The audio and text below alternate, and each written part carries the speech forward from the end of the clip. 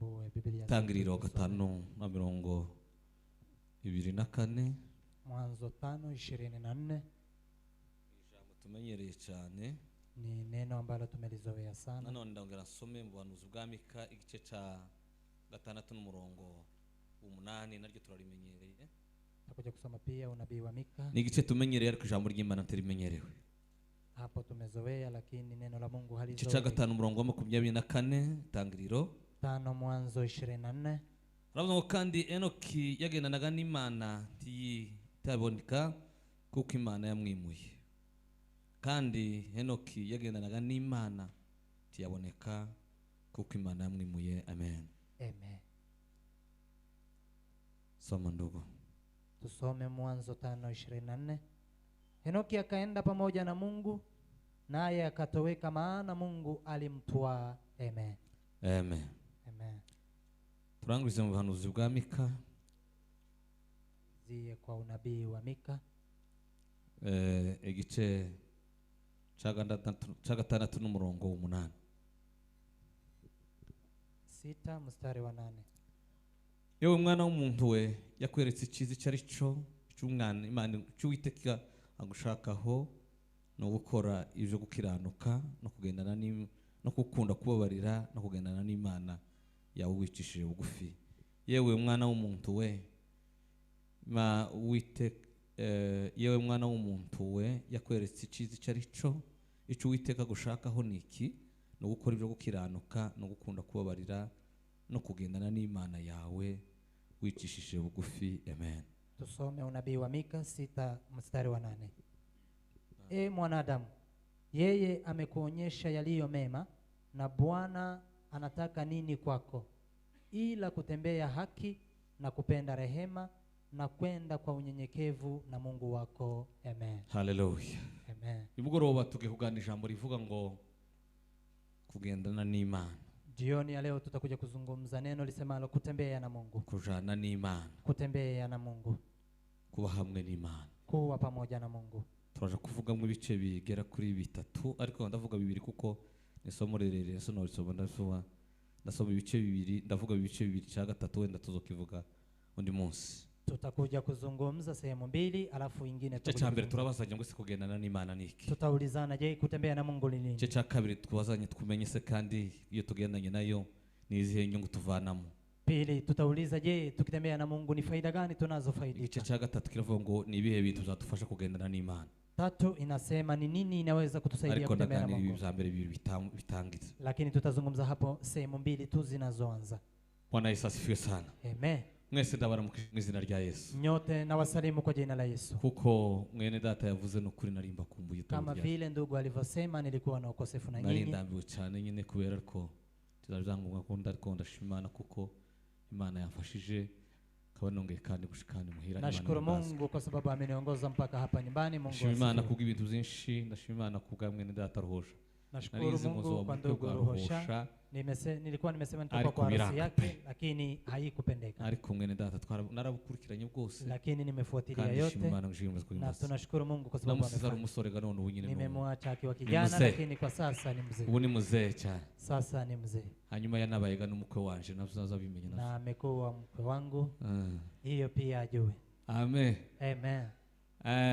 Ubundi ndashima Imana kubwa mwese. Nashukuru Mungu kwa ajili ya nyinyi nyote. Ndashima Imana kuko Imana yabarinze mwese. Nashukuru Mungu kwa sababu Mungu amewalinda na mko tutandukanye. Hari abantu benshi bapfuye. Tangu tulipoachana kuna wengi waliofariki. Ariko mwebwe muracahumba. Lakini Mungu nyinyi mnapumua. Imana ngujihimbaza. Mungu asifiwe. Hallelujah. Amen. Ndashima Imana kubwa muzehe ahangaha. Nashukuru Mungu kwa ndugu. Mitera. Nashukuru kwa mzee hapo. Ni inshuti yanje. Ni rafiki yangu. Sinzi kundi bivuze ariko ahangaha ariko ni inshuti yanje no kunyina. Ni rafiki yangu. Ndashima Imana kuko twabonanye kandi. Nashukuru Mungu kwa sababu tumeona naye. Mungu akubariki sana. Hallelujah. Amen. Ndashima Imana kubwa Pastor Sebintu. Nashukuru Mungu kwa ajili ya Pastor Sebintu. Ndashima Imana guhimbaza. Nashukuru Mungu kwa Imana kubwa bashumba bagenzi banje. Nashukuru Mungu kwa ajili ya wachungaji. Imana guhimbaza kuri Bishop. Kuanzia kwa Bishop. Bene data John. Ku Pastor John. Na mwene data ntahari ariko nawe twabonanye twaraganiriye. Na pia Pastor Frank. Mwese wakristo bavandimwe bene data. Nyote wakristo wote ndugu zangu. Ndabishimira Imana mujuru. Na wafurahia Mungu awabariki. Hallelujah. Amen. Harabagize ibyago, harabagize. Kuna wale wamekumbwa na msiba, kuna wale wamekumbwa na matatizo. Lakini vumilieni ni dunia. dunia siku. muri uru rugendo Kwa hii safari nagize amahirwe yo kwiga igitabo cy'ibyahishuwe cyane. nimekuwa na baraka kusoma kitabu cha Ufunuo. Naracize kabisa. Nimesoma kitabu hicho. Ndaciga bimwe ndanezerwa, hamwe nkagera hamwe nkanezerwa. Mahali pamoja nafurahi, Handi hamwe nkarira, pengine nalia, handi hamwe nkagira gahinda. pengine nahuzunika, Ariko kiriya gitabo lakini hicho kitabu sinogicokoza reka ncihorera. siwezi Ariko sinubona kukichokoza. kubera kuko Siwezi. sasa zo kubwiriza bisiga binanira. Mambo ya kuhubiri Sigaye ngo yamenishinda. twicare tuganire. Mimi napenda tukae tuzungumze. Twicare tuganire. Tukae na kuzungumza. Kuko zo kubwiriza sinovuga nose igitabo cy'itanga cy'ibyahishuwe no hera ku gice cya mbere nyine nkagera ku gice cya Naweza nikazungumza Ufunuo mwanzo mpaka mwisho. igice cya kabiri nkunashimye. Kingine ambacho Nagize nimeshukuru, amahirwe kandi yo kwiga igitabo cya Danieli cyane. nimekuwa na baraka ya kusoma kitabu cha Daniel. Ariko Danieli, Daniel, ariko Danieli nawe muramukunda. nanyi mnampenda. Bwana asifiwe sana. Amen. Hari amagambo bambwiye ngo yaranga Danieli agera kuri ane. Kuna maneno yalikuwa yanamdhihirisha Daniel kama nne. Byanejeje cyane kuri cyane. Lililonifurahisha sana kuliko Ijambo mengine. rya mbere Neno la kwanza, ngo yari umugabo uziho kuzura kwa aba mu mwuka w'Imana. alikuwa ni mume aliye anajulikana kujaa Roho Mtakatifu. Yarazwi ko aba mu mwuka w'Imana. Alikuwa anatambulika kujazwa Roho Mtakatifu. Cyongeyeho Kingine, ngo yari umugabo ugira imico myiza. alikuwa ni mume ambaye ana tabia nzuri.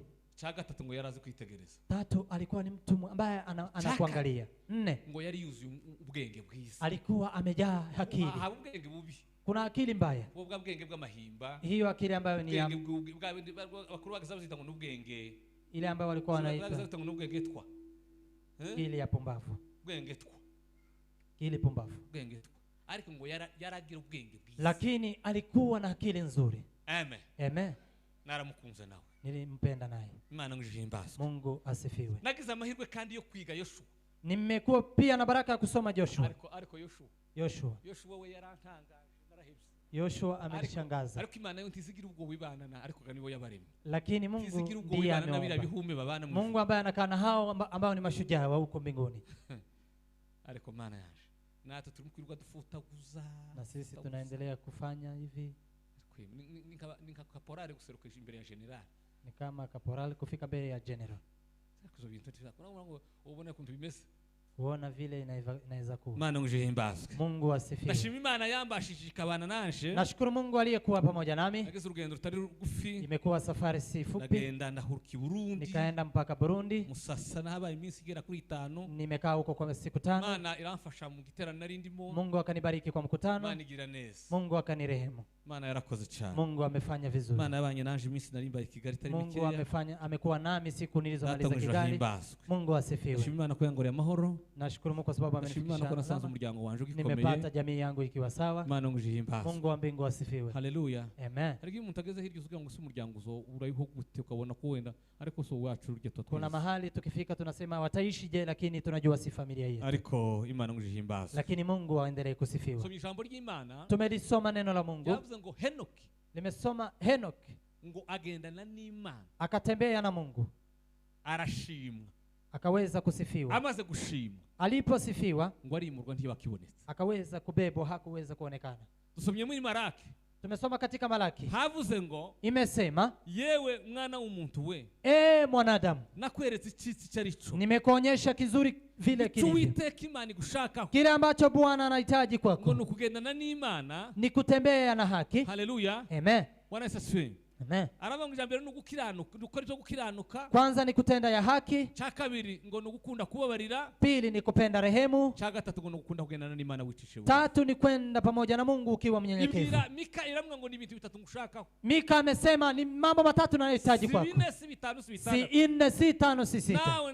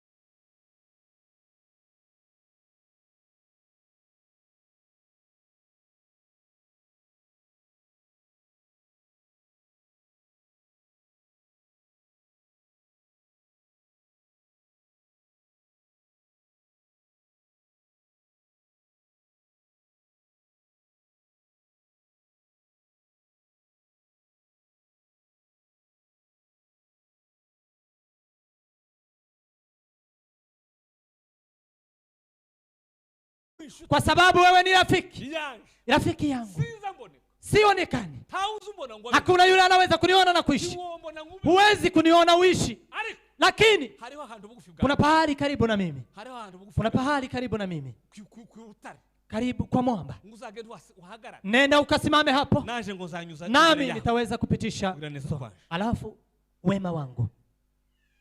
haleluya Haleluya.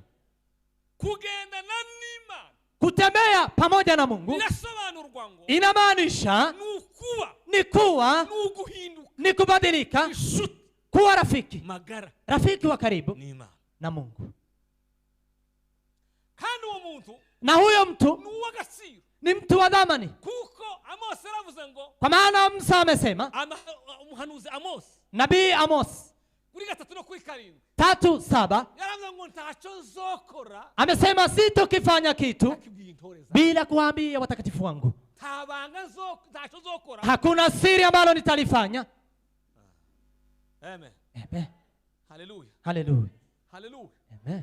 haleluya abwira Maraki Akamwambia Baraki igice cya 3:15 3:15 aravuga ngo akasema, ngubwo abubahaga Uwiteka kwa kuwa waliokuwa na mheshimu Bwana, inshuti z'Uwiteka zateranaga kwa kuwa marafiki zangu wakati wameshiriki Kristo zisaba wakiwa na kitu cha kuomba, Uwiteka agatega ugutwi Bwana anawatega sikio akumva na kusikia, wagategeka ko kitabo cy'urwibutso na amuru ya kwa kitabu cha ukumbusho, souvenir kitabu cha ukumbusho cyandikirwa imbere yiwe iandikwe mbele yake. Imana ikavuga ngo inshuti zanje zaganira Mungu anasema rafiki zangu wamezungumza, mwandike magambo andikeni maneno haya ntakibagirane na asiweze kusaulika. nawe ibiganiro uganira Imana yo zandika Na wewe mazungumzo unayoyazungumza Mungu anaweza akayaandika. amen Amen. kugendana n'Imana Kutembea na Mungu, ni igikorwa hiyo ni tendo gisobanurwa inayomaanisha ni uguhinduka ni kubadilika, inshuti n'Imana kuwa rafiki wa karibu na Mungu. haleluya Amen. kandi ubushuti Na urafiki nabyo zabivuga nayo nasema ugirwa n'amagambo ye inafanywa na maneno mawili. tunakubwira ngo ni inshuti yawe Mtu akikwambia ni rafiki yako, mugenze mu bintu bibiri muangalie kwa maneno mawili. niba atabifite Kama hana, nagashesho murimo hiyo tu ni mambo ya kutembea pamoja, Kazashira. itaisha kandi agashesho kaza gashira na inaisha. Kutembea impango pamoja n'ipararuza zishira inaisha, impango n'ipararuza zishira mambo ya kuvuma na kudumu yanaisha, kandi abantu basheshe iyo basheshe na watu ambao wametembea pamoja tu, namwe murabizi nanyi mnajua. azavuga naye ayandi yose utambugije Anasema hata yale ambayo hujamwambia, iyo agasheshe iyo gashize mkiwa mnatembea tu na mtu pamoja, ariko ubushuti ndibuza bushira lakini urafiki huishi. ubushuti ndibuza bushira Urafiki hauishi. saburangwa n'ibintu bibiri Inaonyesha na mambo jambo mawili. rya mbere Neno la kwanza urangwa no kugendererana ni kutembeleana, kutembeleana, mukagendererana mnatembeleana, akakugenderera anakutembelea nawe ukamugenda na wewe unamtembelea, ugahora mnakaa pamoja. hakurya hariya hakurya muri Rwanda Hapo Rwanda bazavuga ngo agafuni kabagara ubumwe agasuka kabagara ubumwe wanasema jembe inayopalilia umoja, urafiki ni kutembeleana, kutembeleana. Mungu siku ambao Adamu amefanya dhambi, kila ambacho kimekandika ni uhusiano wake na Mungu, kwa sababu Biblia inasema jioni Mungu alikuwa anamtembelea Adamu, akamuuliza Adamu, uko aje? Mumeshindaje? Jioni anakuja, lakini siku amedhini Mungu amekuja, akakuja akatafuta, akamkosa. Adamu uko wapi? Adamu uko wapi? Nimesikia ukija nikakimbia. Kwa nini umejificha? Mmekila kila mti ambaye nimekukosesha. Ni yule mke ambaye umenipa. Kuna mwandishi ambaye amesema Adamu angelikubali dhambi, angelisamehewa, lakini akaweka kwa mke. Mke akasema ni nyoka. Neno la pili linaloonyesha umoja, ambalo linaonyesha urafiki, ni kuweza kuchangia mambo yenu. Mkiwa marafiki, uanga mnachangia. Mnafanyaje? Mnachangia. Kugendana n'Imana, kutembea na Mungu ni igikorwa kicuro ku bumwe n'ubushuti n'Imana. Hiyo ni kuwa rafiki na Mungu. Haleluya. Amen. Haleluya. Amen. Kabiri. Pili. Kugendana n'Imana bisobanura iki? Kutembea na Mungu inamaanisha nini? Birasobanurwa ngo inamaanisha ngo ukugenda ni kutembea, ni ukubaho ni kuishi ubuzima maisha buhwanye ambayo inafanana nuko ijambo ry'Imana ribivuga. na vile neno la Mungu linasema. Amen. Amen. Ijambo ry'Imana rigira gute? Neno la Mungu linafanyaje? Uko ijambo ry'Imana rigira gute? Vile neno la Mungu Ribivuga. linasema. Ijambo ry'Imana rikavuga ngo Neno la Mungu linasema mubane n'abantu bose amahoro. isheni na watu wote kwa amani. Ukamutangira kugabana n'abantu bose amahoro. Unaanza kuishi na watu kwa Ijambo amani. ry'Imana rikavuga ngo Neno la Mungu linasema haleluya. haleluya. Bwana asifiwe. Amen. Nimusoma ico gitabo cy'ibyahishuwe. Nilipokuwa nikisoma kitabu cha Ufunuo, Ningeze kuri aya matorero arindwi. nilikuwa nimefika kwa hizo kanisa 7. Nagize umugisha. Nimebahatika Maze gusoma ayo magambo. niliposema maneno hayo, Hura n'undi mwigisha wabyigishije nawe. nikapatana pia na mwingine mwalimu aliyesomesha hapo. Aravuga itorero. Kasema kanisa, Hari itorero kuna kanisa, n'amatorero. kuna makanisa N'urusengero. na pia hekalo. Itorero, Kanisa, amatorero, makanisa n'urusengero. na hekalo. Itorero Kanisa, ni rya Kristo. hekalo ni la Kristo. Amatorero Makanisa ni amakanisa y'ahantu. ni makanisa ya pahali Itorero fulani. rya ensemble, Kanisa la Assembly, itorero rya release, kanisa la Release, niryo torero. hilo ndilo kanisa. Urusengero Hekalu ni inyubako. ni jengo, Iyi ngiyi ni urusengero. jengo Abantu bateraniramo ambalo watu wanakuja kushiriki kugira ngo bahimbaze Imana. ili wamsifu Mungu. Avuga ngo imirimo rero mu itorero ry'Imana rya Kristo. Akasema kazi za kanisa ya Kristo. Iryo torero Akasema kanisa hilo rizwi na bishop, halijulikani na bishop, rizwi na reverend, halijulikani na reverend, rizwi na mwarimu, halijulikani na mwalimu, rizwi na Kristo. linajulikana na Kristo. Iryo torero kandi kuryandika Na kuliandika ngo iteka ryose rigomba kwandikwa ritangijwe na lettre majuscule. linafaa kuandikwa likianzwa na lita kubwa. Itorero rya Kristo Kanisa la Kristo gomba kuba ryanditse itorero. linafaa kuwa limeandikwa. Hari abantu batizi inyandiko mvugo. Kuna watu ambao hawajaandika, Tazi kibazo batangira lettre majuscule na minuscule. hajui wakati wanaanza. Inyuguti ngurayi kubita hagati. Leta kubwa anaweka katikati. Abone batarizo nyine imyandikire. Hao hawajasoma kaligrafi. Na hatuwezi kuwagaia. Hatuwezi kuwagaia. Haleluya. Amen. Haruko ibaza bandika phrase. Kuna vile wanaandika msemo. Haruko bandika bakandika bayirangiza paragrafe. Na kuna vile wanamaliza paragraph. Izo ni ibintu. Hizo ni vitu Ababyize barabyumva. wale ambao wamesomea wanajua. Usanga mtu akama kubita lettre majuscule hagati y'inani. Unapata mtu anaweka lita hapo katikati. Mtu akurebye nyine wizi ibyandikira zabona ko kuyunguye nta. Mtu akikuangalia anasema huyu hajasoma. Ariko nabo twobagaya. Lakini na wao hatuwezi kuwagaia kwa sababu hatujabarikiwa. Nuhuye n'umukobwa twiganye. Nimepatana na binti ambaye tumesoma pamoja. Nilikuwa namshinda kabisa. Ngavuye muri Pologne gukora masters. Akaniambia anatoka Pologne huko kufanya masters. Uyu munsi sinzi yo niriwe kandi. Siku hiyo sijui nimeshinda wapi. Nuko nyine cyo gikomere cyizagenda nyine. Shize baramwe ngo bakivuye ariko nyine kizaki ariko igikomere tutakivura kinko ntizishira. Kidonda tunaweza kukitunza lakini kovu haiwezi kuisha. Kovu haiwezi kuisha. Nuko nyine niriwe ahandi handi. Tekereza umutipe twabanye Uvira. Nikafikiria vile tumeishi naye Uvira. Umuntu yageza agenda ayinginga ishuri. Vile alikuwa anaenda akisukuma shule. Navuga ati nuko nyine. Nikasema ni hivyo. Niko bizabimera. Ni hivyo. Naje wose nisije kwika nkabandi medecin docteur inde engineer wari kumbona hanga kugatu. Kama ningelisoma niwe doctor singelikuwa hapa. Kuye nyine ari mu docteur nabani ndiyo ngiyo. Ningelikuwa huko bayamvura abantu nikiwatibu watu. Ndi mu nganda mpakora mayelema chimique. Ama nikiwa huko kwenye maabara nikifanya kazi huko. Haleluya. Amen. Bwana Yesu asifiwe sana. Amen. Kugenda n'Imana, kutembea na Mungu irasobanurwa ngo inamaanisha nukugira umutima ni kuwa na moyo wo kumenya ya kujua ijambo ry'Imana neno la Mungu karyiga. na kuanza Paulo kulijifunza. yazandikiye Timotheo. Paulo akamwandikia Timotheo Ariko kandi bisahumetswe byera byose by'Imana. akasema yaliyopumziwa yote takatifu ya Mungu Itangira ukagira umusayi. kuanzia mwanzo mpaka Ufunuo yanayo manufaa. Jambo rya mbere. Neno la kwanza Wo kwigisha umuntu. ya kumfunza mtu, Kabiri. pili Ikamwemeza ibyaha bye. na kumkubalisha dhambi zake, tatu ngo bikamuharira gukiranuka. na linaweza kumshurutisha kuwa mwenye haki. Muri papa mu ntego yi. Kwa lengo gani? Kugira ngo umuntu w'Imana Ili mtu wa Mungu wabashitse rwose awe akiwa kamilifu, afite ibimukwiye akiwa na yanayomfaa, ngo abashe ili aweze gukora imirimo myiza yose. kufanya kazi zote nzuri. Haleluya. Haleluya. Bwana asifiwe. Amen. Ibisahumetswe bye nico gituma ukwiriye gusoma Bibiliya yose. Ndiyo maana unafaa kusoma Biblia yote. usoma nacho nikingira na hata hicho kitabu usomangi nacho ni cha maana. Soma, unaweza ukapata habari zinazokustahili. Hari satani yateye abantu. Kuna shetani aliyewapiganisha watu. Nigeze ngo ngosome. Akijaribu kusoma Kama bumbura ngo aho bumbura kusoma shiki. eti mahali atafungua tu. Kama genda tanga ubuhamya gusa. Na anaweza akitoa ushuhuda. Nimefungua Biblia. Sikia huko. Nimefungua Biblia. Nikasoma hivyo. Unaishi kama maisha ya kufungua tu. Pahali umefika. Na Wagalatia ambao wasomi ni wa maana kwako. Samueli wa pili pia ambaye msomi ni wa maana kwako. Ufunuo pia ni wa maana. Haleluya. Asifiwe.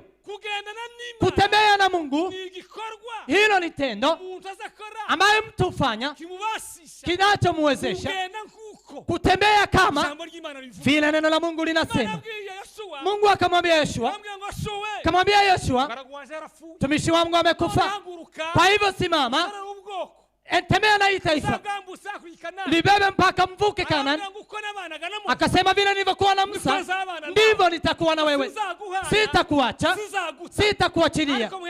Lakini akampa sharti, akamwambia kitabu cha ukumbusho, kitabu cha sharia ukiweke karibu na wewe, ukifikiria usiku na mchana, hapo ndipo utaweza kurehemika kwa njia zako zote. Jambo ry'Imana ni ryiza. Jambo ry'Imana riraryoshe. Penda neno la Mungu. Penda neno la Mungu. Kwa sababu neno la Mungu tukiwa tumelijali, tukalisikia, binafanya tukiwa rafiki wa karibu na Mungu. Unatembea na Mungu. Amen. Amen. Hallelujah. Hallelujah. Hallelujah. Amen. Pana babanza nuva bishop avuga ngo ndiye shaka gusinzira ngo azasoma Biblia. Si wale bishop anasemanga wakitaka kusinzia wanasoma Biblia. Biblia ni fenerga. Biblia kaka nini kaza gasinziriza. Ni hiyo. Niyo yabuze ibitotsi ngo azabambura Biblia ngo ashobora. Akikosa usingizi anafumbua Biblia ili asome. Ariko mana we. Iyo wabuze ibitotsi usoma Biblia. Ukikosa usingizi unasoma Biblia. Abandi basagara muri Biblia ibitotsi bigashira. Wengine wakifika kwa Biblia usingizi unaisha. Zabone ndi hari hakurya. Nilipokuwa huko ngambo, nasomye kitabu cha Daniel. Nimesoma kitabu cha Daniel. Ndagisoma kiraryo.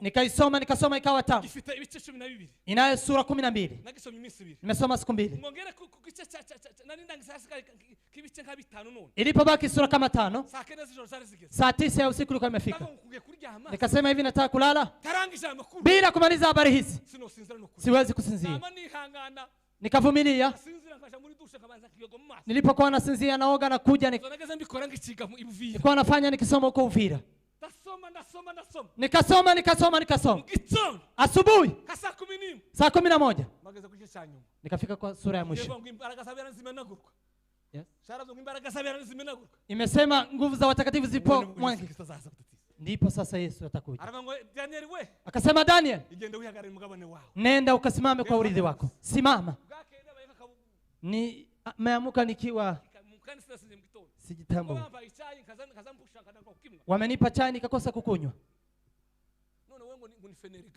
Wewe unasema ni hiyo dawa ya kutoa usingizi. Kuna maneno matatu ambayo Waingereza wanatumia. Kuna kile wanasema ni akili, ujuzi. Kuna kile pia kusikia.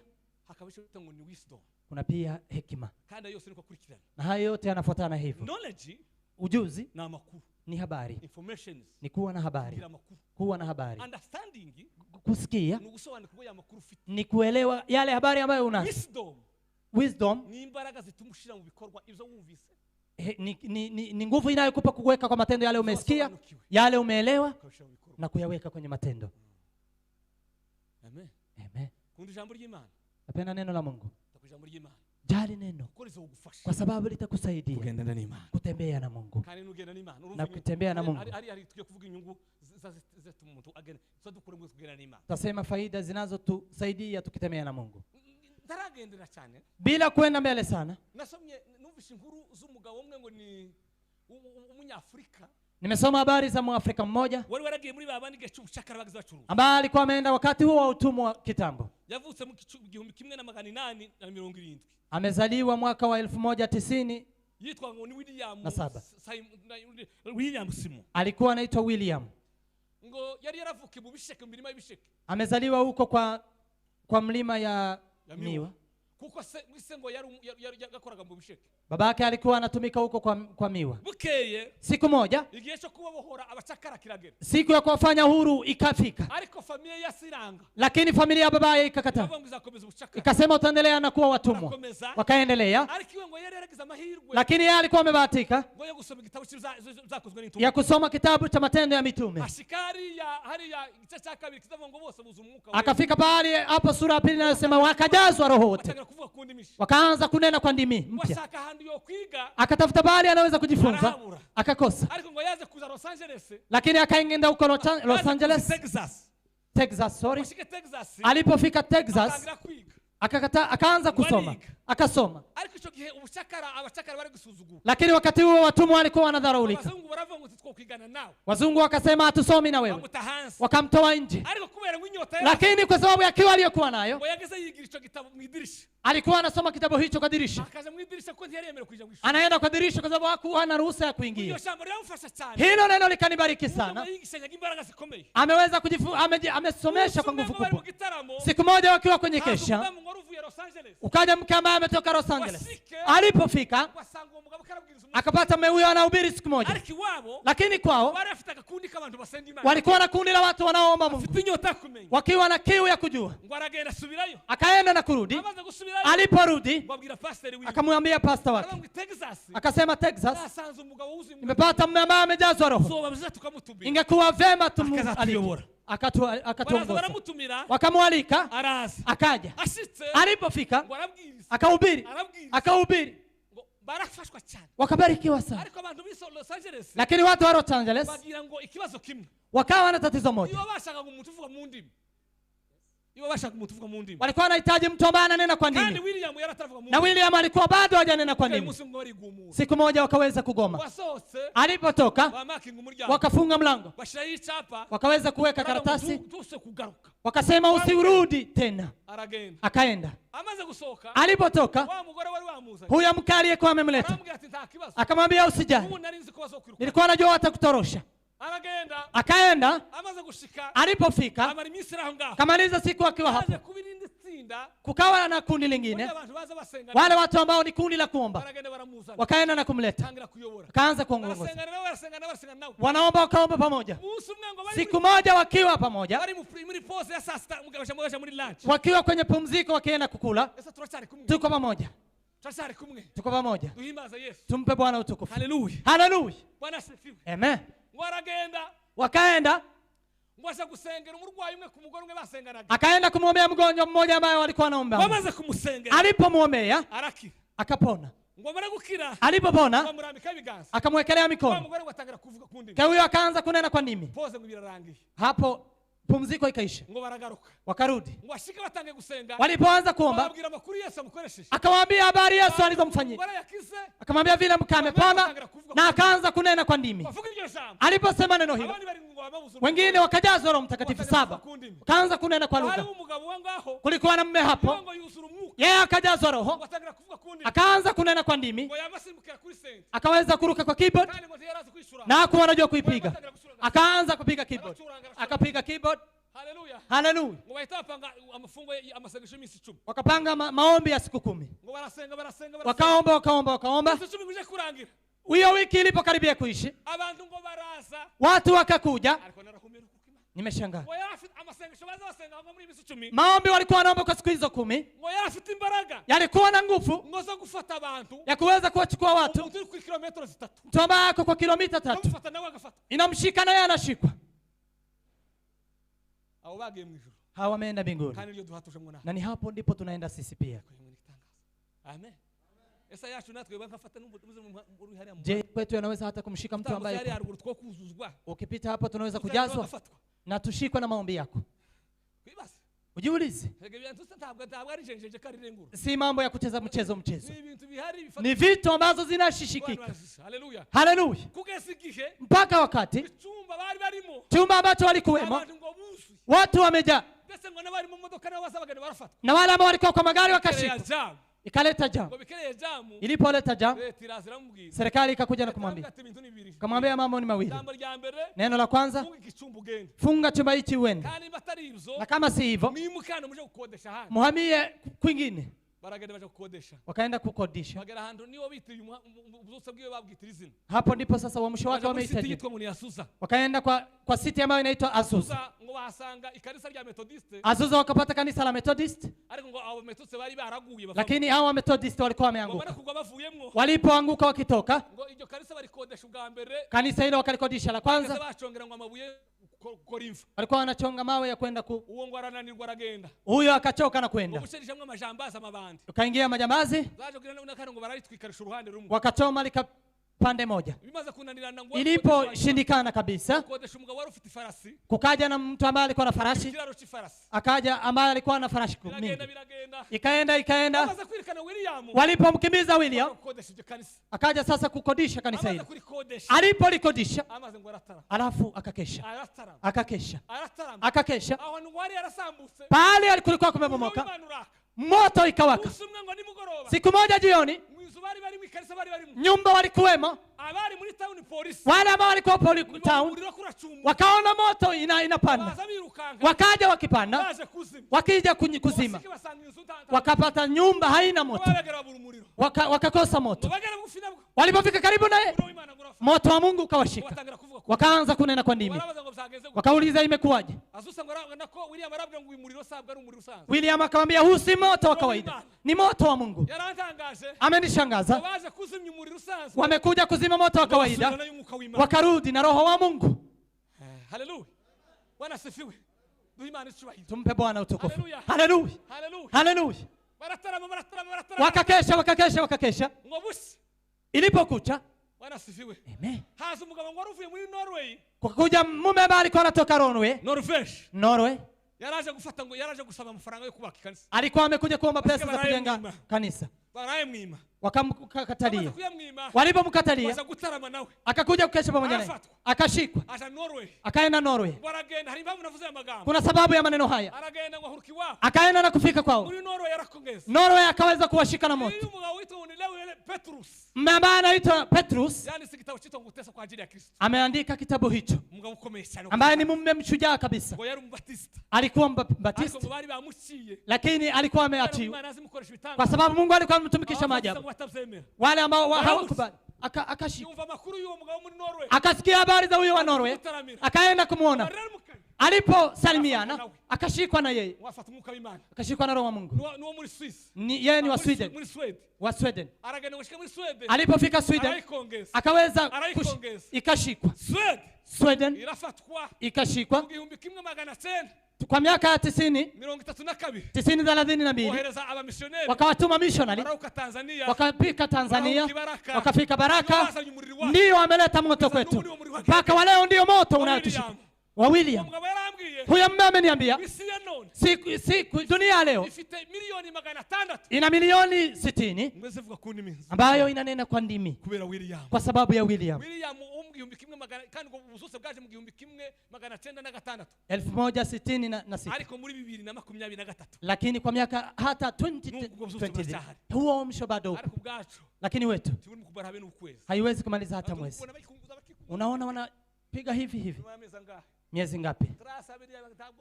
Hata huwezi kukumbuka, hawezi kuacha. Lakini William kesha aliyofanya huko miaka hiyo mpaka wa leo, dunia ina watu milioni 60 ambayo wananena kwa ndimi, na hawa watu walikuwa kama sisi. Amen. Hao tutasimama pamoja na wao mbinguni, tutasimama na wao mbinguni, tutasimama na wao mbinguni. Haleluya, amen. Uamsho wetu, mtu unapata baada ya mwaka unadhani amewekelewa barafu, lakini ya wengine wamaliza miaka maelfu na maelfu, bado ipo. Haleluya, haleluya.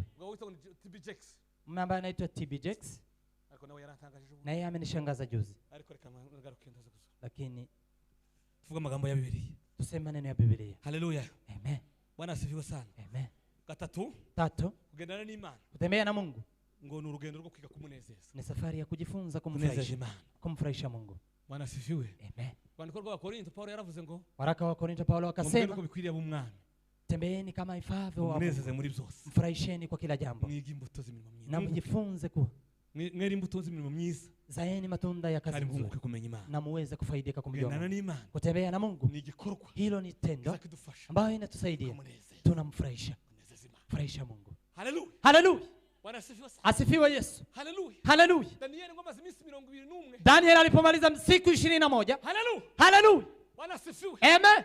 Imana itumia malaika Gabriel. Mungu akamtumia malaika Gabriel. Alikujisha mkandi yarantanga. Na hilo neno limenishangaza kabisa. Haleluya. Haleluya, haleluya. Mana we ubi ukuntu nari meza cicukira wa munsi. Mungu. Cicukira wa munsi nijoro mana ukuntu nanezerewe. Siku hiyo nimefurahi kabisa. Aravuga ngo Akasema, Danieli we. Daniel, Mugabo ukundwa sana. mpendwa sana na Mungu. Danieli we. Daniel, mugabo ukundwa sana ni mume mpendwa sana na Mungu. Mana ryajoro ryagarutse kandi Mana we ryajoro ryagarutse. Amen. Ryajoro riragarutse Mana we. Amen. Oh, muri shatumba uzukuntu zari meza data we. Haleluya. Haleluya. Haleluya. Danieli we. Daniel mume Mugabo ukundwa sana. mume ambaye ni mpendwa zaidi. Yakundwa na malaika. Hakuwa anapendwa na malaika, si akina Mikael, si akina president, si wanyepesi. Alikuwa ni mume mpendwa, mpendwa sana na Mungu.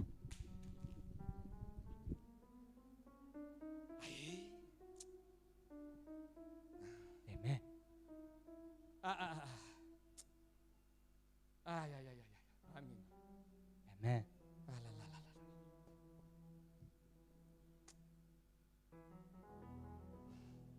Ese nawe, je, na wewe? nawe urakundwa. Na wewe unapendwa?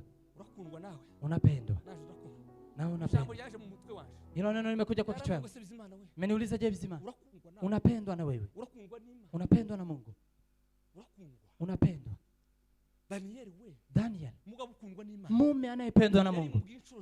Amemwambia mara mbili. Mara mbili. Tangu siku ulipoanza maombi, ombi lako limesikika, nikakuja kukujibu. Lakini nilipofika angani, nikapatana na mfalme wa Uperesi, akanizuia, nikarudi kupigana. Daniel, mume ambaye ni mpendwa.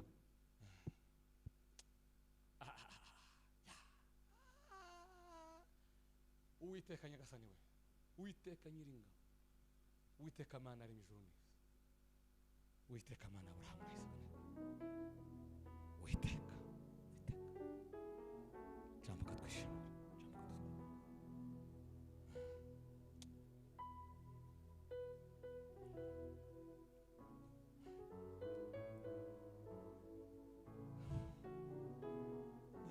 Asikufikiri siku nitakapozereshwa mbele ya Mwenyezi Mungu na kuhukumiwa. Ninalala furaha, Yesu aliniokoa, akaniokoa kweli, mimi wake siku zote. Bwana sifiwe.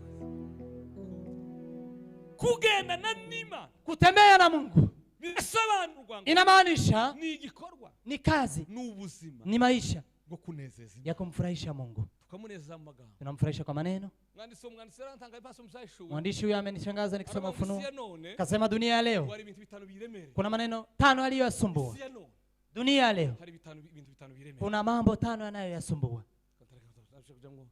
Sinzi uko muzangiza. Siki gitabo ni gitume kakinkurura kandi ndagishaka kuvuga. Reka tugaruke. Amen. Amen. Haleluya. Haleluya. Bwana asifiwe sana. Amen. Haleluya.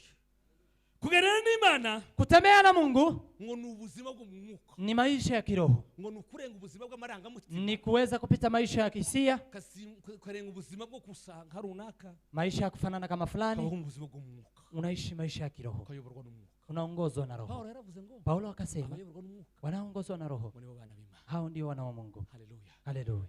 muzi kuko muri insengero zo mu Si mnajua ninyi ni hekalu za Mungu, w'Imana ya Mungu, utuye muri mwebwe. na Roho wa Mungu anaishi ndani yenu. Insengero Anayebomoa kanisa, Imana izomusenya. Mungu atambomoa. Amen. Haleluya. Amen. Ni ubuzima bwo mu mwuka. Ni maisha ya kiroho, Ni ubuzima bwo mu mwuka. maisha ya kiroho. Haleluya. Haleluya. Ni ubuzima bwo mu mwuka. Kandi ubuzima bwo mu mwuka Na maisha ya kiroho wabwo arataye kamere zose. imetupa hisia, Wabararenza amarangamutima. inapita hisia. Wabwo ni ubuzima bwihariwe n'Imana. Ni maisha yaliyojazwa na Mungu, Utuyemo n'Imana. maisha yanayoishi na Mungu. Ni ubuzima ururimi rwahindutse. Ni maisha ulimi umebadilika, Rwakera rwashira. wa kale umeisha. Ubuzima imyitwarire ya kera. Ni maisha mwenendo wa kale Ni umeisha. ubuzima bwo mu mwuka. Ni maisha ya kiroho, Ni ubuzima bwo mu mwuka. ni maisha ya kiroho. Haleluya. Haleluya. Wenda reka twihute. Tuende kwa haraka. Tuvuge izina ndavuga mu kiyani byinshi ariko navuga mwo kabitano. Tusema kama 5. Ese ni izihe nyungu Je, ni faida gani tuzadukura mu kugendana n'Imana? zinazotokana na kutembea na Mungu? Nyinshi. Ni nyingi, Ariko ndavuga ngo stadi mu ngo. lakini nitasema 5. Nyungu ya mbere, Faida ya kwanza, mwiye tugendana n'Imana tukitembea na Mungu ngo tuhabwe umugisha. tunapata baraka. Tugira gute? Tunafanyaje? Tuhabwe iki? Tunapata Tuhabwe umugisha niki? baraka na nini? Question. Kibazo. Umugisha niki? Swali. Baraka ni nini? Ese nugira ifaranga, Ni idolari. kuwa na pesa, dola nyingi. Umugisha. Ni baraka. Ese nugira abana benshi? Ni kuwa na watoto wengi. Umugisha. Hiyo ni baraka. Ese visa umugisha? Kuwa na visa ni baraka. Kuja muri Amerika umugisha? Kwenda Marekani ni baraka. Kuja mu Bwongereza umugisha? Kwenda Uingereza ni baraka. Kugira ba diploma ibirenga umugisha? Kuwa na diploma za ajabu ni baraka. Ni umugisha? Hiyo ni baraka. Ni umugisha? Ni baraka. Haleluya. Haleluya. Bwana asifiwe sana. Amen. Umugisha Baraka nicho bita ngo ni favor. ni kile ambacho wanaita favor. Neema Ni kile wanaita ya uheri. kupendwa. Uheri wa kupendwa. Favor to be loved Favor ya kupendwa. by God. Kupendwa na Mungu. Favor to be loved Uheri wa kupendwa na Mungu. by God. Na Mungu. N'umugisha Ni uheri wa kupendwa na Mungu. na amahirwe Ni uheri yo gukundwa n'iki? ya kupendwa na Mungu. Iyo wakunzwe n'Imana, Ukiwa umependwa na Mungu, faranga ziriza. pesa huja, Izo zose urabibona. mambo yote utapata, Bana baribona. watoto Yesu watakuja. yaravuze ngo Yesu akasema, mubanze mushaka ubwami bw'Imana. utafuteni kwanza ufalme wa Bwana Gukiranuka kwa- na haki yake. Haleluya. Haleluya. Ngo nibwo muzagira gute? Ndipo mengine N'ibindi muzagira gute? mtafanyaje? Mutazidishiwa. Muzabzongererwa. Mutazidishiwa. Muzongererwa. Mutazidishiwa. Muzabzongererwa. Tafuteni ufalme Shaka ubwami na bw'Imana haki ya no gukiranuka kwayo, mingine yote nibwo ibindi byose mutazidishiwa. Iyo muzabzongererwa. umuntu agendana n'Imana, Tuwakitembea na Mungu, inyungu ya mbere faida ya kwanza atakayetoa, azahabwa umugisha n'Imana. atapewa baraka na Mungu, Azabona neema atapata ya neema kupendwa yo gukundwa na Mungu. ni Imana. Na Mungu ambaye amependwa na Mungu, N'umuntu wakunzwe n'Imana, hakuna neno lolote nta jambo ryose anaweza kapaka kosa. ushobora gukoramwo amakosa. Iyo wakunzwe n'Imana, Ukiwa umependwa na Mungu, jambo wabura. hakuna neno unaweza Kandi kulikosa. Biblia zivuga ngo Na Biblia husema abera bo mwisi wale wenye haki wa dunia izofuranisha ndio wenye shangwe ninawafurahia. zivuga ngo Biblia husema abera baratatse wale watakatifu wamelia tekana warungu. na Mungu akasikia. Haleluya. Haleluya. Yesaya yaravuze ngo Isaya akasema mugushikamirisha kumutima Mana, yule ambaye anakushikamisha moyo wake, uzamurinda w'amahoro masa wewe utamlinda awe salama kuko yakwiringiye. kwa sababu amekutumainia. Haleluya. Haleluya. Ugushikamirisha kumutima, Yule ambaye amekushikamisha moyo, uwana nawe, yule anayeishi na wewe, ukunda kugendana nawe, anayependa kutembea na wewe, uzamurinda utamlinda abamahoro masa awe na amani mapya kuko yakwiringiye. kwa sababu amekutumainia. Inyungu ya mbere sasa twumva, Faida ya kwanza iyo tunayofaidika tugendana n'Imana tukitembea na Mungu, duhabwa umugisha. tunapewa baraka, Kandi uwo mugisha na hiyo baraka ni ubuntu ni neema bwo gukundwa n'Imana. ya kupendwa na Mungu. Gukundwa n'Imana Kupendwa na Mungu birenze gutunga amadolari. ni zaidi ya kuwa na dola. Gukundwa n'Imana Kupendwa na Mungu birenze gutunga amadiploma. ni zaidi ya kuwa na Gukundwa diploma. n'Imana Kupendwa na birenze Mungu kugira abana benshi. ni zaidi ya kuwa na watoto wengi.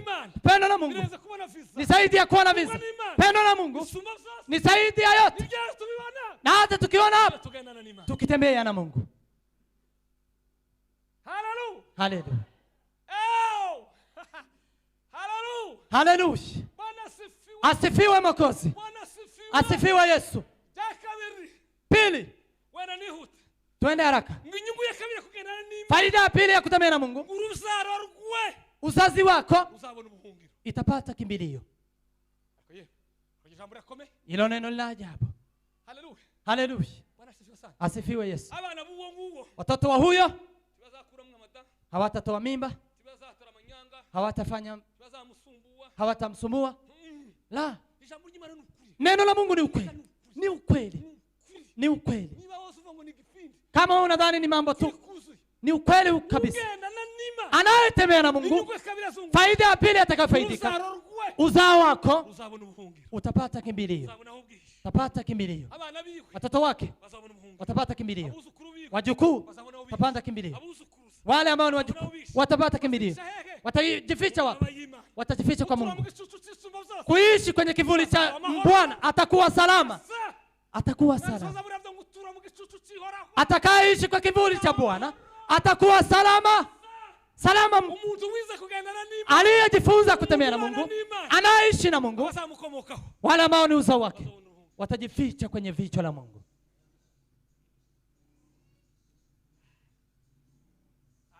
Amen.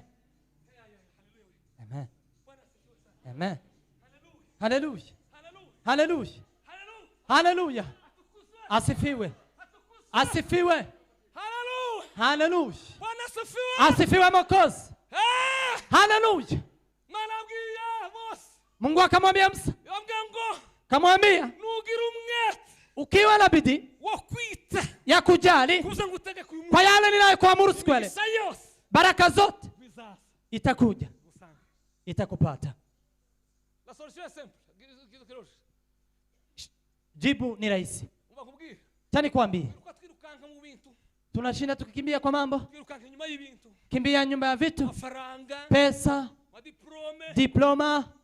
Iyo ntaje gusoma igitabo cya Daniel, umukobwa tudahura nazo mucyo cya Daniel. Kama tungepatana na binti kama some kitabu cha Danieli, Nubwo ndagira mbanki nkikure cyane. bado ningelikuwa mbali, Ko mu buzima bwanje nakuze nkunda ibintu. kwa sababu kwa maisha yangu nimekomaa nikipenda mambo mawili, Kandi ibyo mbese ndabigirwa mwahirwa. na yote sikubarikiwa. Ijambo rya mbere. Kwanza Nakundaga inka.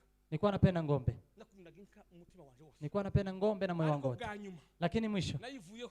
nimetoka kwa ng'ombe. Ninga yacu twaraguze mu mari tembe twujije nyiragiye nje nyine nyiragiye. Ng'ombe ikaanguka, Mugoroba nyizihinduye iratemba nyirebe. ikiwa jioni ikaanguka kabisa, ikiwa umunsi zama bimva mu kiraro siku kivamo. hiyo. Ariko ubuzima bw'ikiraro. lakini maisha ya huko Nakundaga bikomeye. malishoni pa ng'ombe nilikuwa Cha kabiri napenda. nakundaga. Pili, Nakundaga kwiga. nilikuwa napenda kusoma, Nakundaga gusoma. nilikuwa napenda kusoma, Nakundaga ishuri. nilikuwa napenda somo, Nakundaga ishuri. nilikuwa napenda masomo. Iyo mwarimu cyane cyane mwibare. Mwalimu sana sana wa hesabu, Simbihaye kandi Imana irabizi imbere yayo. Mungu anajua mbele zake. Ni mu wa gatatu. Nikiwa kwa somo la tatu klasi Kasari 3, witwa ni Bikasi. kulikuwa na mwalimu mmoja Yatwigisha imibare sinzoyibagirwa. ametufunza hesabu. Twari muri yitwa ni equation bikari. Tulikuwa kwa mahesabu hayo, Yarayitwigisha yisobanurira. ametusomesha nikaelewa, Nduzuzwa. nikajazwa, Nandika mandiko. nikaandika maandiko, Yatwigisha imibare mu shuri. akisoma akitufunza mahesabu, Hakika ya Mungu. nikajazwa, Kweli kuna yasobanura neza. kwa sababu vile amefanua vizuri, Exercise ndayumva neza. akaweza kueleza vizuri,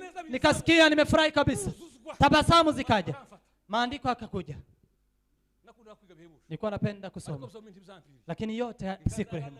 Ng'ombe zimenishinda, masomo sijamaliza, Ariko nyine ko Imana yabishatse. lakini ni Mungu aliyependa. Umuntu uzakunda. Vile mtu anapenda, Uzazabona. si hiyo anapata, Uzashaka. si hiyo anapenda. Haleluya. Haleluya, Bwana asifiwe. asifiwe Yesu. Haleluya. Haleluya. We ni Imana yandiza kugira ngo niza kwiga cyane nkaminuza. Mungu ameona nikisoma sana. Rimwe na rimwe abantu bamirije amashuri yakunze nabirasi cyane. Mara mara watu ambao wamehitimu ni watu ambao wana majivuno, Abantu bize science. wale ambao wamesoma sayansi. Twigira kuri mwanga tukazisuzugura abandi cyane. Pahali tulikuwa tunasoma huko, tulikuwa tunawadharau wengine. Babiga indimi bakiga na economy. Wale ambao walikuwa wanasoma ndimi na economy, tulikuwa tunawadharau sana. Mwebwe muri abanebwe bw'imvumvu. Ninyi ni wadhaifu, Fenea.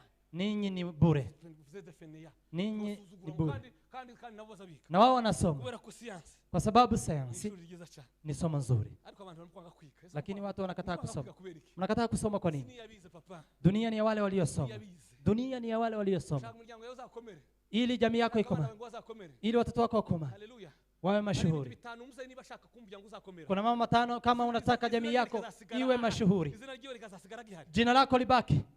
Amagambo atanu. Maneno matano, Kavuye mwabiri. acha niseme mawili. Jambo rya kabiri. Kwanza, Ugomba gutoza umuryango wawe kukira Imana. unafaa kuwaelimisha kumfuata Mungu, Kwizwa.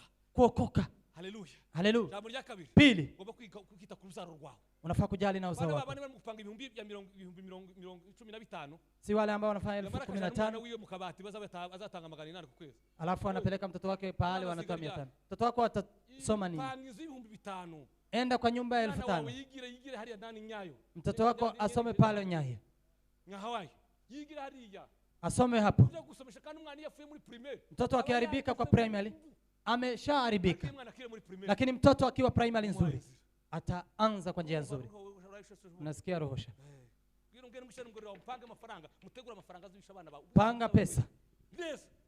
Nimushaka kuzarwa kuzakomera. Kama unataka jamii yako iwe mashuhuri na kuongoza dunia, fundisha watoto wako vizuri. Seminari y'urugo mpaye nigisha. Mengine si semina ya baba. Tasoma kwa mama. Kuko hano hari bamwe badafite abana ariko nabo bazobagira. Kuna wale ambao hawana watoto. Imana shwahiro. Tumpe Bwana utukufu. Haleluya. Haleluya. Bwana sifiwe. Amen. Narivuze ngo bwa kabiri. Kwa nimesema pili. Haleluya. Haleluya. Ngo umugisha. Baraka. Umugisha. Baraka. Inyungu. Baraka. Umuntu azaturana azahabwa. Faida. Iyo agendana n'Imana. Faida mtu anayepata akitembea na Mungu. Wale uzao wako Bazabona ubuhisha. watapata uficho. Bazabona iki? Watapata nini? Bazabihisha. Uficho. Bakabona ubihisha. Wanajificha. Akugama mu maboko y'Imana. Wanajificha kwa mkono ya Mungu. Wanajificha chini ya mikono ya Mungu. Na yule ambaye amejificha chini ya mabaya ya Mungu kuba ugamye munsi reka vuga mwere bene wacu pa nabandi tubagoro ni zaidi ya kuwa, ariko ni beza nabo siba, lakini wao ni wazuri. Ni beza. Haleluya. Amen. Haleluya. Na uvuga umurara wanyu. Nawe useme jamii yenyu. Amen. Amen. Haleluya. Haleluya. Bwana sifiwe sana. Amen. Stronghold this time. Haleluya. Kanisimbuka ibingiwe. Gatatu. Tatu. Nyungu ya gatatu. Faida ya tatu. Kugendana n'Imana. Tembea na Mungu. Ngo biza biturinda ibyago. Wanga inatulinda majangwa. Biza bitugira gute? Inatulinda nini? Biturinda ibyago. Majangwa. Bizaturinda iki? Inatulinda nini? Mbele yacu hari ibyago. Mbele zetu kuna maajabu. Hari Satani. Kuna shetani. Hari isi. Kuna dunia. Hari umubiri. Kuna mwili. Hari abanzi.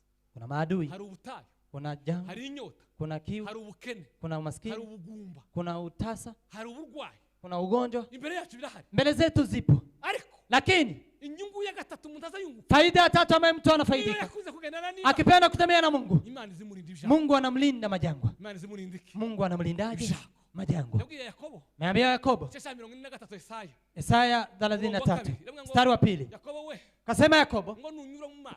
Ukipita kwenye maji Nzaba ndi kumwe nawe. takuwa pamoja na wewe. Nunyura mu migezi. Ukipita kwenye mito Sizagutemba. haitakubeba. Nunyura mu muriro. Ukipitia kwenye moto hautachomeka. Na ngo nta ibirimi byayo mishale na mishale yake ngo nta kizagutwa. Haitakuzuru. Ngo amahanga menshi na taifa mingi nzayatangira ubugingo bwawe. Itaweza kuyatoa kwa ajili ya maisha yako. Ethiopia nacho nitaitoa kwa ajili yako kwa sababu umenijua. Umekuwa rafiki yangu. Amen. Amen. Haleluya. Amen. Nugendana n'Imana. Ukitembea na Mungu, Imana izakurinda ibyago. Mungu atakulinda majangwa. Haleluya. Asifiwe. Birahari. Yapo. Tibizabura. Haita yokosa. Ntaryamye. Shetani halali. Haachi shetani. Hanyamazi. Bado. Hanyamazi. Yupo. Lakini tukitembea na Mungu, Mungu atatulinda shetani. Atatulinda shetani. Atatulinda mapepo. Atatulinda yote. Kwa sababu mwenye haki akili, Bwana anasikia. Daudi akasema, Bwana, ni wewe unayesikia yale unayoomba, na wote watakuja karibu na wewe. Bwana, unasikia yale unayoomba, na watu wote watakuja pahali ulipo. Mungu usikie. Mwambie. Wacha. Cha niwaambie neno nililoelewa juzi. Watu ambao wanakimbia waombewe. Niombee. Niombee. Je, wewe mbona uombe? Mbona Mungu ni wetu sote? Fulani ana karama. Ana karama, yes. Lakini na wewe Mungu anaweza kukusikia. Na wewe unaweza ukapewa. Nimeshangaa. Mwandishi amesema hatua 4 za kuomba. Hatua 4 za kuomba. Kwa ambaye ni Mkristo aliyekomaa kwa kuomba. Hatua ya kwanza, uanga anapokea furaha. Akianza anaomba. Anafurahi. Anadhani Yesu anakuja asubuhi. Anadhani Yesu anakuja jioni. Huyo moto unaisha. Anaenda kwa hatua ya kulia. Kianza kulia, anasikia furaha. Analia. Inaisha. Ikiisha, anafika mahali pakame. Anaomba Mungu asikie. Na inasikia. Mali kigira haitumva. Na inasikia. Anaita. La. Waombezi. La. Anaomba ya kufunga. Anatubu. La. iyo ntambwe ngo yayirenze hiyo hatua akipita azagara mu indi si y'umwuka anafika kwa dunia nyingine ya kiroho. Hiyo dunia nayo igira ibita bitatu naye pia ina sehemu tatu. Sehemu ya kwanza umuntu azatangira kurota tu anaanza kuota, yayirenga akipita agatangira kwerekwa buke anaanza kuonyesha kidogo, nne agahishurirwa anaanza kufunuliwa.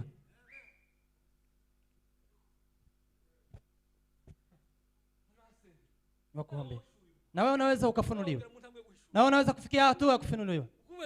Kwa nini wewe ni mzaifu alafu wakuombe utakimbia viaka ziishe, wakuache tu bure, wengine wakudanganya, waseme Mungu amesema na hajasema. Lakini ukiomba Mungu hatakudanganya, lakini watu watakudanganya. Wengine ni hisia. Amen. Amen. Hallelujah. Hallelujah. Amen. Si ni wewe umenipa.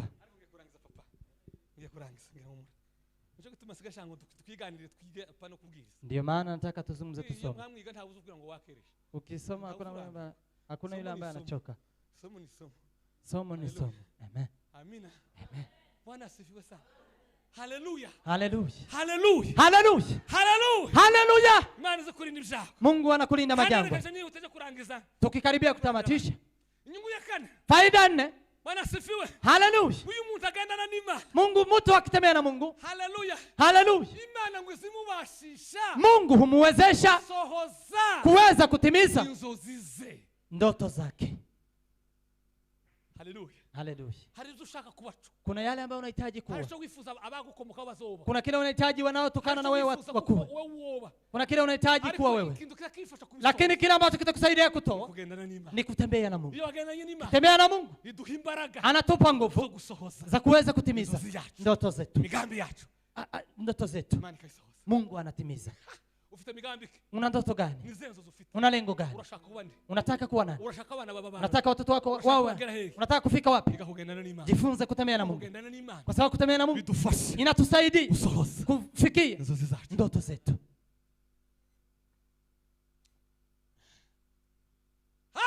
Hallelujah. Urashakiwa kwa sababu engineer. Unataka kwako wawe maengineer. Urashaka bana wako kwa sababu abadokter. Watoto wako wawe madokta. Urashaka kurugo rwa rusaba hejuru. Unataka jamii yako iwe mashuhuri. Unataka wanaotokana na wewe wawe mashuhuri. Urashaka kuzaba ukomeye. Unataka kuwa mtu mashuhuri. Urashaka kugaragara. Unataka kuonekana. Unataka kuwa mtu ambaye amedumu. Neno ni moja. Jifunze kutembea na Mungu. Hallelujah. Hallelujah. Ana yaravuze. Ana amesema nguzawica. Unaua. Kandi ugakiza. Na unaponya. Ngushiri kuzimu. Unaweka kuzimu. Kandi ugakura. Na unatoa. Ngusukenesha. Unafanya maskini. Na pia unamfanya tajiri.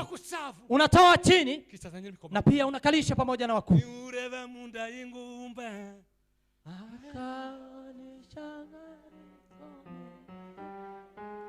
Pana kimwe kimunanira harashoboye. Ni ureba munda ingumba akabona ishanga rikomeye. Pana kimwe kimunanira harashoboye. Kuna mwandishi mashuhuri aliyesema, aravuga ngo umwanzi w'ubushake bw'Imana. Akasema adui wa mapenzi ya Mungu ni ubushake bw'umuntu. Ni mapenzi ya mtu. Adui. Umwanzi w'ubushake bw'Imana. Adui wa mapenzi ya Bwana. Ni mapenzi yako. Ubushake bw'Imana. Penzi ya Mungu. Irashaka kugendana nawe. Nataka kutembea na wewe. Niko yavuze. Ndivyo amesema. Ninachohitaji nini? Ni kimwe. Ni moja. Ni ukora zo gukiranuka. Kufanya yenye haki. Penda kusamehe. Na kutembea na Mungu ukiwa mnyenyekevu. Lakini mapenzi ya Mungu anamwambia sitaishi maisha ya kumheshimu Mungu. Maisha yako. Adui wa mapenzi ya Mungu ni mapenzi ya mtu. Amen. Amen. Hallelujah. Hallelujah. Hallelujah. Banyuma ndangize cyanyuma. Mwisho. Jambo rya gatatu ijambo rya gatatu nzorivuga ubundi munsi. Sehemu ya 3 tutasema siku nyingine. Kugendana n'Imana. Kutembea na Mungu. Hallelujah. Hallelujah. Bwana asifiwe sana. Asifiwe Yesu. Ngo kuza n'impinduka mu buzima. Wanga inaleta mabadiliko maishani. Kuza n'impinduka. Inaleta nini mabadiliko maishani? Mu buzima bw'umuntu. Kwa maisha ya mtu. Hallelujah. Haleluya. iyo umuntu yagendanye n'Imana Tukitembea na Mungu ntaza komeza kuba wa wundi, hawezi kubadilika, hawezi kuwa yule yule. ntuzi komeza kuba wa wundi, Hautaendelea kuwa yule yule. abamukomokaho Wale ambao wanatokana na wewe hawataendelea kuwa wale wale. kugendana n'Imana Kutembea na Mungu kuzana impinduka, kunaleta mabadiliko. kuzana iki? Inaleta nini? Impinduka mu buzima, Badiliko kwa maisha, impinduka mu muryango, badiliko kwa jamii, impinduka mu gihugu, badilika kwa nchi, impinduka mu itorero, badilika kwa kanisa, impinduka ahantu badilika hapo unagutuye. pale unaishi. Kugendana n'Imana Kutembea na Bwana bizo bizana impinduka. inaleta mabadiliko. Haleluya. Haleluya. Urashaka impinduka mu gusenga, Nataka mabadiliko kwa urashaka kuomba, impinduka muri korali, nataka mabadiliko kwa kwaya, urashaka impinduka mu muryango wawe, nataka mabadiliko kwa jamii mu yako, itorero, badiliko kwa kanisa. mwiga kugendana n'Imana. Jifunze kutembea na Bwana, Kugendana n'Imana kwa sababu kutembea na Mungu bizana impinduka, inaleta ni mabadiliko. isoko y'impinduka. Hiyo ni chemchemi ya mabadiliko. Haleluya. Haleluya. Zabindi bisanzwe byakugoye, yale ambayo yamekusumbua, bwa buzima ubayeho nk'imisi, yale maisha ambayo ni ya kila urashaka siku, ubuhinduke, ili yabadilike. urashaka ubuhinduke, Unataka ubadilike, gahugendana n'Imana, jifunze kutembea na Mungu, gahugendana n'Imana. jifunze kutembea na Bwana. Haleluya. Haleluya. Umuryango wanyu warakenye cyane, Jamii yanyu wamekuwa maskini sana, bazakenda ku bizazi, wanaenda kizazi kwa kizazi, bahora batwarwa n'ubupagani, kila siku wanakuwa wapagani, imbere iwanyu, hakuna yule ambaye anaendelea. impinduka, Mmekosa mabadiliko, gahugendana n'Imana. tembea na Bwana. Imana ishobora. Tumpe Bwana utukufu. Amen. Amen. Haleluya. Haleluya. Bwana asifiwe. Asifiwe Yesu. Haleluya. Haleluya. Haleluya. Haleluya. Haleluya.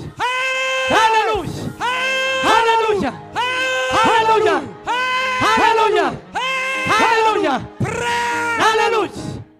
Urashaka impinduka, Unataka mabadiliko, urashaka impinduka mu bugingo bwawe, unataka mabadiliko kwa maisha yako, kugendana n'Imana. tembea na Mungu. Urashaka Imana kugendana, kubona Imana ikora ibitangaza, Unataka kuona Mungu akifanya maajabu kwa maisha yako, abayumbe mwe, unataka maombezi, urashaka impinduka, unataka mabadiliko, bana byamaze kumenyera, si yale ya kuzoea. ariko yeme. Amina. Amen. Haleluya. Haleluya. Haleluya. Haleluya.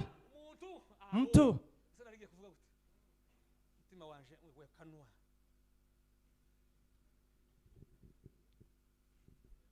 mashikanwa,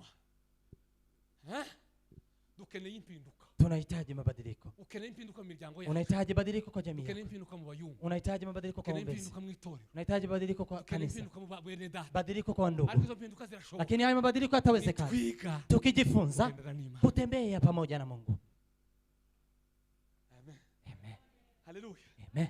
Urashaka impinduka zo gukomera, Unahitaji mabadiliko ya kuwa urashaka mashuhuri, abawe ngo bazakomere, unataka wa kwako wawe mashuhuri, za bintu zo kwa sogokuru bizashira. yale ambayo ni ya kitambo ya babu zako yaishi. Rero nahuye n'umuhungu i Kigali, Juzi nimepatana na kijana Ambia huko neza Kigali, akaniambia vizuri, arambwira ngo iwabo akaniambia kwao ivyo nyine ngeso yari yabagukamye cyane, tabia ilikuwa arambwira ngo none imewadhuru. ufashe ngo nikiyo cyo mufasha kugira ngo iyo geso itike muri Akasema ni nini naweza kumsaidia hiyo tabia, amahirwe, amebarikiwa. asanga naye somnyira ijambo, Akapata nikiwa nimesoma neno hili, namenye mukubitira ingi, nikamwambia hili, gusoma kuza kubera neza, kusoma ni vizuri, gusoma ni kwiza kuza kuvuga, kusoma ni vizuri, la lecture kusoma c'est la source du savoir, hiyo ni chemchemi ya kujua, la lecture kusoma c'est la source du savoir. ni chemchemi ya ujuzi. Wabikubita gutya nambwira ngo yewe Aliponiambia, bimeze gutya, kwa hivyo biga gusenga, jifunze kuomba. yarambwira ngo agiye kuza ngo karategura ngo tapanga umugore we n'abana i Kigali, Ameniambia anataka kuwa watoto wake, ngo agiye kuza kukarugwa mu Kivu iriya kwa saa 8 ngo ntazi imisi azomara, anataka kwenda huko kwa mlima kwa kuomba, gusengera impinduka icyo kitu kiveho. kuombea badiliko kwa jamii yake.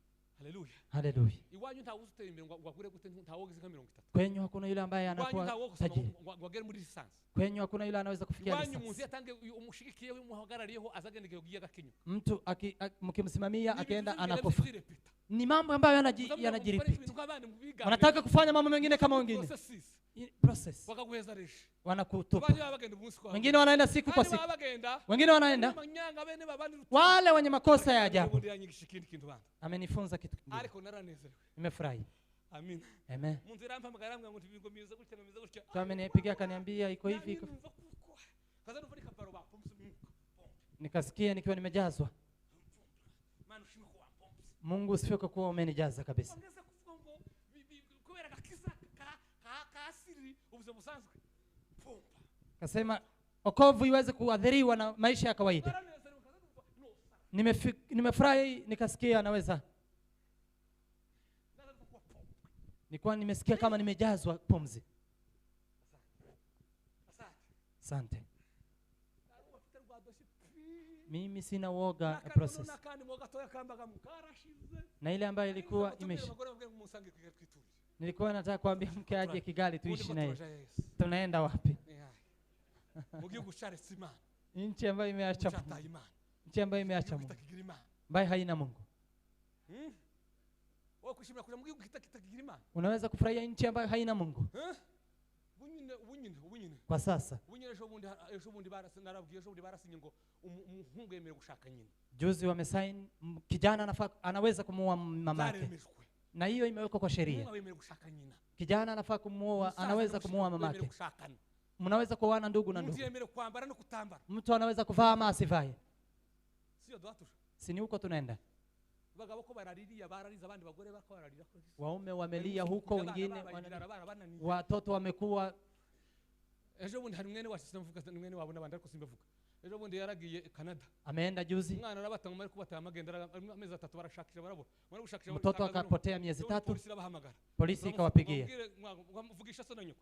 Unaweza ukaongea babake. Kandi ni umuhungu afite wenyine. Simbavugisha. Si ongelesha. Baringinga n'ubunyene barananiye polisi ariko atahunga ndashaka kuvuga. Wamesisitiza wakasema tunataka kumlea. Ninyi wacheni naye. Mamake na babake wamesema. Mamake amelia lakini la. Sini huko nchi iliyomtupa Mungu. Nchi iliyomwacha Mungu. Kuishi ndani ya Mungu na kuishi nje ya Mungu. Tukibaki ndani ya Afrika tunabaki na Mungu. Kwani kuna shida?